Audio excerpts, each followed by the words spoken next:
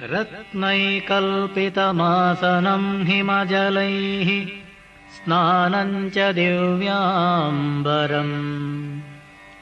नानारत्नविभूषितं मृगमदा मोदाङ्कितं चन्दनम् जातीचम्पकबिल्वपत्ररचितं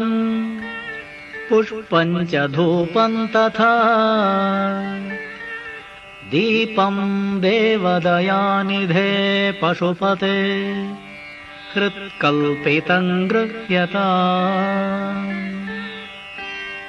सौवर्णे नवरत्नखण्डरचिते पात्रे घृतं पायसम् भक्ष्यं पञ्चविधं पयोदधियुतं रम्भाफलं पानकम् शाखानामयुतं जलं रुचिकरं कर्पूरखण्डोज्ज्वलम्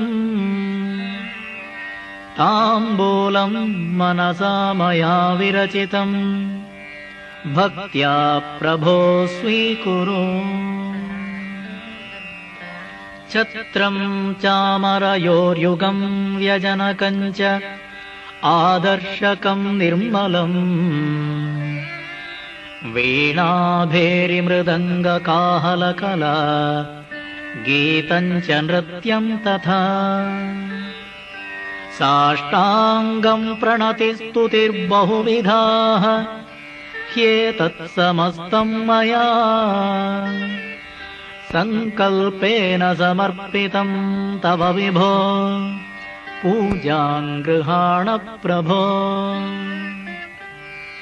आत्मा त्वं गिरिजामतिः सहचराः प्राणशरीरं गृहम् पूजादे विषयोपभोगरचना निद्रा समाधिस्थितिः सञ्चारः पदयो प्रदक्षिणविधिः स्तोत्राणि सर्वा गिरो यद्यत्कर्म करोमि तत्तदखिलं शम्भो तवाराधनम् करचरणकृतं वा कायजं कर्मजं वा